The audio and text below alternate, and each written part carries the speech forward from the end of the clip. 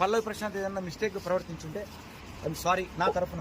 ఎందుకంటే అతనికి ఏం తెలియదండి. అతను మట్టి బిడ్డ పోరాటం చేసి గెలిచి అలా తెలంగాణ రాష్ట్రంలో ఒక రైతు బిడ్డ అయి ఇంత సాధించి ఆ లోపల ఆట ఆడేటప్పుడు నాకు తెలుసు ఎన్నో దెబ్బలు తాగించుకొని ఇక్కడ దెబ్బ తాకితే ఎదురు రూమ్ మీద అన్న ఈ కనుక నొత్తాది నాకు ఏమైనా అయిద్దా అన్న అనేదాన్ని.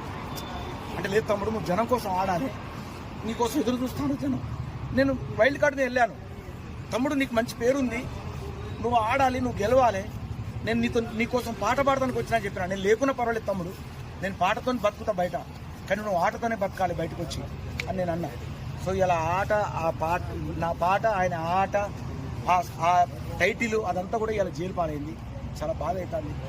సో జనం స్పందించి ఇప్పటికైనా సీఎం గారు ఈ విషయం తెలియజేయండి. అంటే అతను నాలెడ్జ్ ఈ విషయంలో లేదండి. ల్యాండ్ అండ్ ఆర్డర్ అని కూడా తెలియదు అతనికి.